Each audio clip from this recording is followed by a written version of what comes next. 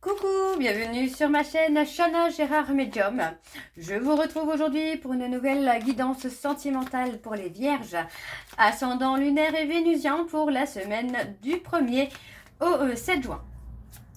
Avant de commencer, je précise que vous retrouverez donc toutes les informations en barre d'infos, dont le lien de la plateforme de réservation sur laquelle vous aurez les services que je propose, les disponibilités et leurs tarifs. Vous retrouverez également les moyens de communication, donc vous pourrez avoir le numéro WhatsApp, Facebook, la plateforme directement, tous les moyens de communication sont ouverts, donc n'hésitez pas à me contacter sur les réseaux sociaux. Alors les vierges, je vais commencer votre guidance par vos messages avec le petit oracle des âmes amoureuses.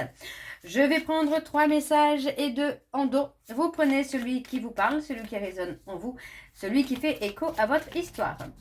N'oubliez pas que les énergies sont interchangeables, qu'il peut s'agir de vous, de votre hôte et également d'une tierce s'il y a. N'oubliez pas non plus que ce sont des guidances générales et que ça ne pourra donc pas parler à tout le monde. Je vous invite alors à aller voir votre ascendant, votre lunaire et votre vénusien pour avoir un complément d'information. Et bien sûr, je vous invite à vous abonner, à liker, à partager afin de faire grandir la chaîne, de faire grandir la communauté YouTube et de faire évoluer mon travail. Et surtout, le plus important, n'oubliez pas d'activer la clochette de notification pour avoir les notifs des prochaines vidéos. Alors, on y va. Alors, vous aurez les notifs des prochaines vidéos, des prochains shorts, des prochains lives aussi. Donc, n'hésitez pas à l'activer, cette petite clochette. Alors, on y va. C'est parti. Donc, pour les vierges, ascendant lunaire et vénusien pour la semaine du 1er au 7.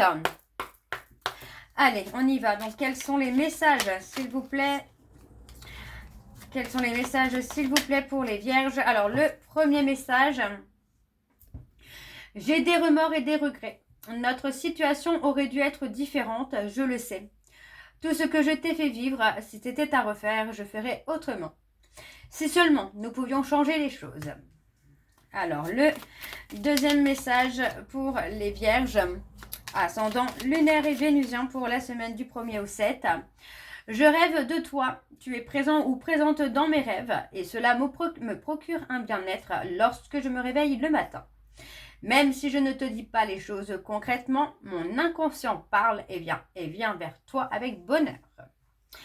Le troisième message pour les vierges, ascendant lunaire et vénusien pour la semaine du 1er au 7.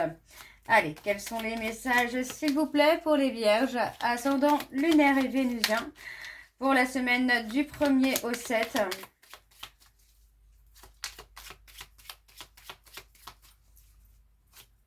Allez, pour les vierges, ascendant lunaire et vénusien pour la semaine du 1er au 7.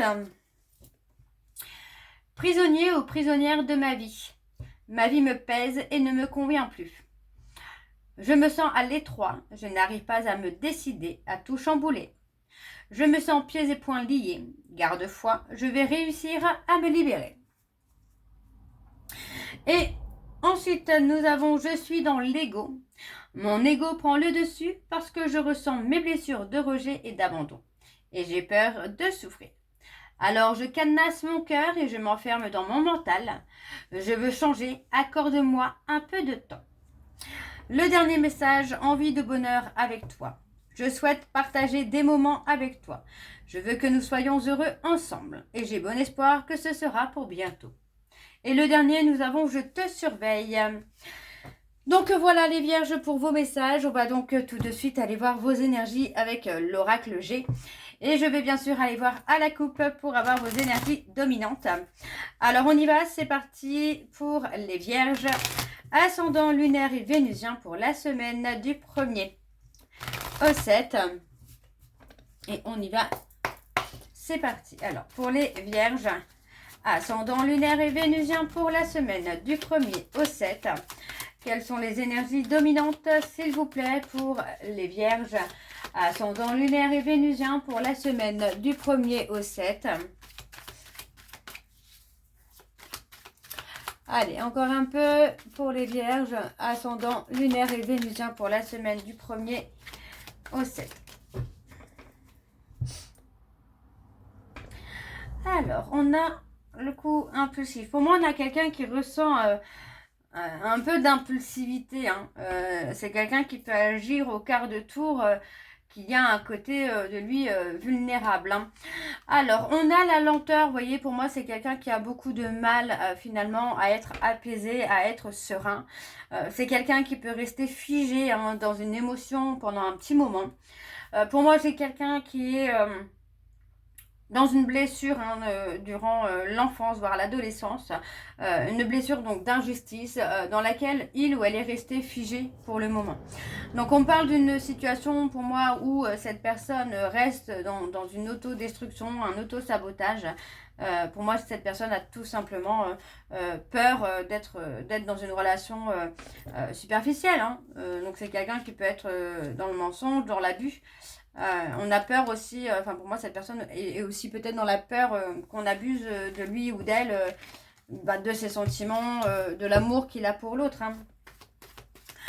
Alors on y va, c'est parti. Donc pour les vierges, ascendant lunaire et vénusien. Donc pour la semaine du 1er au 7. Alors, donc ici, on a la carte donc de la route. Hein, pour moi, sur le plan émotionnel, on parle vraiment d'une reprise de contact, d'un rapprochement progressif qui peut se faire. Pour vous les vierges, on part sur quelque chose de différent. On parle vraiment d'une relation qui peut prendre une direction beaucoup plus claire, sans hésitation et sans doute. Hein.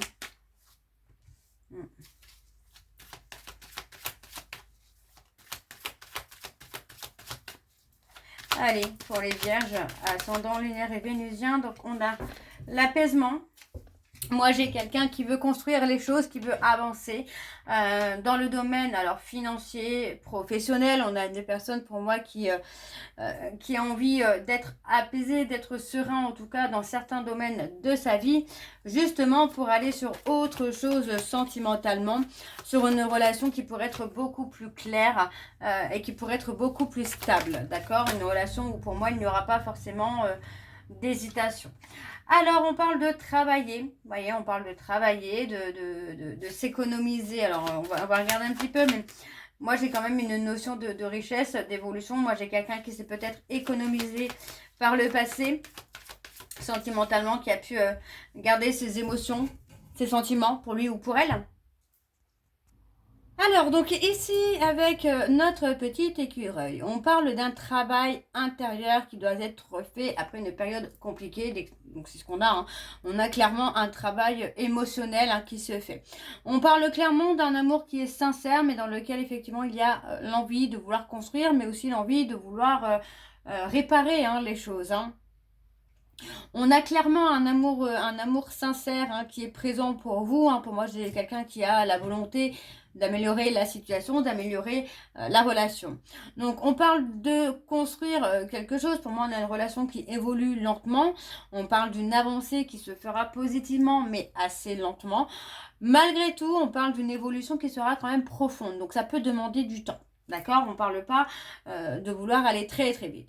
On parle d'un contact inattendu. Pour moi, il est possible que vous ayez des échanges avec cette personne, mais des échanges justement profonds, hein, une communication profonde sur les sentiments que l'autre peut avoir, sur les sentiments qu'on a cachés. Alors, je continue pour les vierges, ascendant, lunaire et vénusien. Ouais, on a une renaissance, on a un renouveau. On a quelque chose qui va être beaucoup plus apaisant, beaucoup plus serein, beaucoup plus calme pour vous. Ça peut être aussi votre autre hein, qui s'assagit. Hein. Ouais, on a quelque chose de stable, de durable. Pour moi, on a la construction d'un foyer. Vous voyez, on parle de lenteur. Alors, on met du temps, effectivement, à construire les choses, à trouver une stabilité. On garde quand même l'espoir hein, au fond de soi de construire quelque chose de beaucoup plus serein, de beaucoup plus apaisé. Alors, on a un nouveau départ qui se fait avec beaucoup de changements, avec des transformations qui vont se faire pour vous, les vierges, assez rapidement. Donc, vous voyez, on parle vraiment de quelque chose qui est assez rapide. Il est possible même qu'on officialise les choses. Ça peut être un pacte, un mariage. On officialise, hein, pour moi, les choses très clairement. Donc, attention, parce que pour moi, voilà, on parle de rester finalement dans son équilibre, de rester dans sa bulle, de rester dans son confort, en ne parlant pas de ses sentiments, mais ça amène aussi du retard dans l'évolution de la relation, du retard dans l'équilibre de la relation. Donc pour moi, il y a clairement des efforts à faire. Alors, je parle d'efforts à faire qui sont des efforts à faire aussi bien d'un côté que de l'autre, pas forcément que d'un côté, bien évidemment. Alors, on va aller voir en dos. Alors, en dos, nous avons la fidélité, la loyauté, le bonheur. Voyez, on parle d'être un peu dans l'auto-sabotage, dans l'autodestruction par rapport au bonheur qu'on peut avoir, parce que pour moi, il y a un côté un peu maladif concernant la loyauté, la fidélité de l'autre.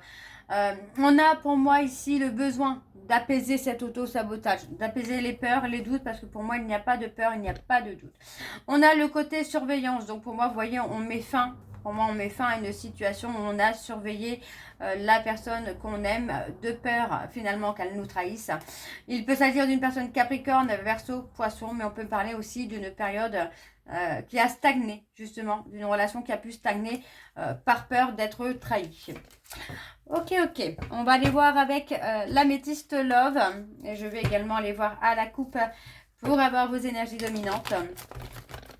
Alors, on y va, c'est parti. Pour les vierges, ascendant lunaire et vénusien, pour la semaine donc du 1er au 7 juin.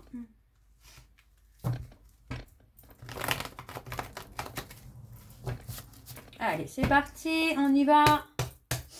Allez. Pour les vierges, ascendant lunaire et vénusien, pour la semaine du 1er au 7 juin. Quelles sont les énergies dominantes, s'il vous plaît, pour les vierges? Ascendant lunaire et vénusien pour la semaine du 1er au 7 juin.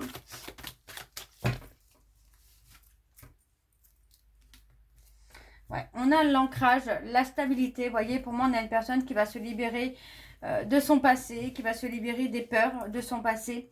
On parle d'une relation qui va durer dans le temps, mais dans laquelle il faut guérir certaines addictions. Pour moi, on me parle d'addictions qui sont là pour penser un peu des blessures qu'on peut avoir, des blessures émotionnelles. Donc attention, parce que pour moi, on vous dit bien ici que cette femme peut être amenée à tourner la page sur votre relation. Parce que pour moi, il y a beaucoup de colère, beaucoup d'impulsivité. Il y a des choses qui sont quand même toxiques dans la relation et qui peuvent amener finalement une rupture. Ok, alors on va aller voir. C'est parti. Donc pour les vierges, ascendant lunaire et vénusien. Ouais, on a le côté quelqu'un de très élégante. On parle de quelqu'un qui a guéri ses blessures pour se retrouver, pour retrouver son pouvoir de séduction aussi. On parle d'une personne Capricorne, Verseau, Poisson, mais on me parle aussi d'une jeune femme qui a pu stagner finalement dans une relation ou dans une situation qui l'a amené justement à faire ce travail de guérison. Alors, je continue. Donc, pour les vierges, ouais, on parle d'une période de crise, une période de burn-out, une période de stress. Pour les vierges, ascendant lunaire et vénusien. Alors, nous avons le nom. On a l'ego. Ouais, on parle d'une personne, pour moi, par rapport à une relation, vous voyez, alors, c'est possible que cette jeune femme pensait peut-être que la relation serait une relation éphémère, que ce ne serait pas forcément durable. Et pourtant, les choses ont clairement évolué pour vous, les vierges. Mais on vous dit vraiment de guérir l'ego. Parce que pour moi, ça pousse un peu la relation à traverser des périodes de crise. Pour moi, il est possible ici qu'il y ait des périodes d'aller-retour, des périodes de rupture, malgré toute la bienveillance que cette personne peut avoir envers vous ou vous envers cette personne. On vous dit bien ici qu'il va y avoir un rendez-vous, il va y avoir un visuel qui va vous permettre finalement de mettre fin à ce froid qu'il peut y avoir entre vous et cette personne. Ok? Et on a aussi le succès. On vous dit que tous les espoirs sont permis. Alors, on a le couple. Vous voyez, pour moi, on a un message reçu qui vient à vous, qui parle de couple, de relation. Donc, on parle de quelqu'un qui va être prudent ou prudente par rapport peut-être à cette reprise de contact, à cet échange que vous avez pu avoir. Pour moi, c'est possible que cette personne soit dans la prudence. Alors, on a la passion. Pour moi, il y a la reséduction, la passion. Il y a aussi un côté où on est attiré charnellement l'un à l'autre. Il y a cette attirance physique qui est là, qui est puissante. Quelque chose qu'on ne contrôle pas. Ouais. Ouais, on a quelqu'un qui pense à vous ou vous pensez à cette personne, mais on pense à cette personne très charnellement, c'est très très érotique quand même. Donc il y a cette peur, pour moi il y a le côté un peu fantasme, cette personne peut représenter un fantasme pour vous, mais finalement c'est quelqu'un qui a pu trop donner d'un coup ou vous avez trop donné d'un coup. On parle malgré tout d'un détachement, vous voyez, pour moi on parle de contact, mais de contact détaché, parce que pour moi j'ai quelqu'un, voilà, qui est un peu dans l'hésitation, qui est un peu dans le doute concernant l'évolution de la relation. Mais on a quand même, pour moi j'ai quand même la sensation pour vous, et en plus j'ai fait des bêtises, parce que du coup on n'était pas du tout sur ce tableau-là. Bon, c'est pas grave. Pour moi j'ai quelqu'un qui a très très peur de l'abandon. Qui a très très peur de l'abandon, qui se méfie des hommes ou des femmes, parce qu'il ou elle est toujours dans cette peur d'être abandonné. Normalement, je vais faire un tableau en 7, je vais faire un tableau en 9. Bon, c'est pas grave, ça change rien. On a l'impulsivité, il y a beaucoup... Oh, voilà. On a beaucoup de chaud et de froid, d'impulsivité, de période froide. Ouais, on parle d'un homme rival. On est un peu déstabilisé par quelqu'un d'autre. Il y a cette peur d'être trahi, cette peur d'être abandonné pour un autre ou pour une autre.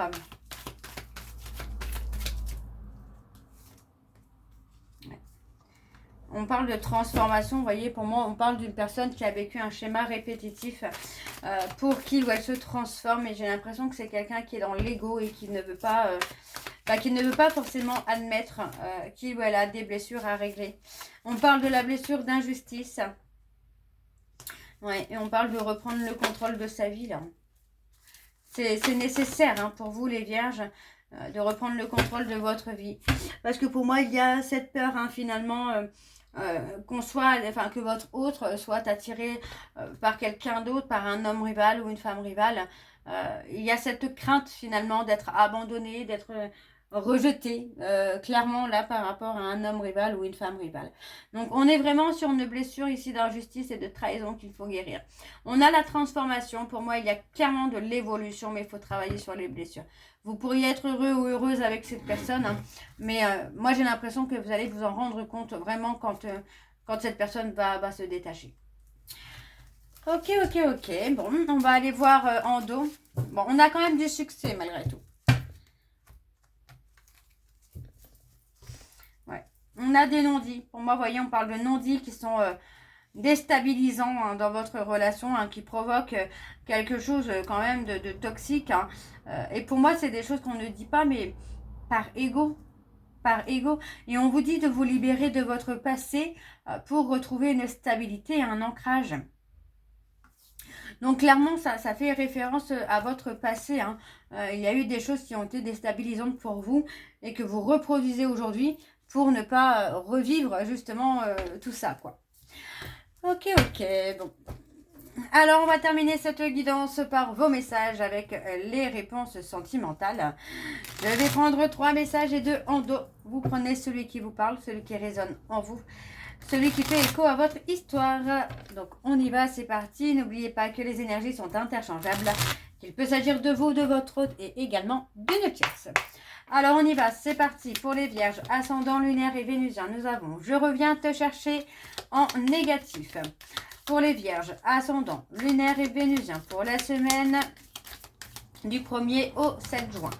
Allez, quelles sont les énergies, s'il vous plaît? Quels sont les messages de conclusion pour les vierges, ascendant lunaire et vénusien, pour la semaine du 1er au 7? Ça ne veut pas sortir. Ah si. Cela est que passager.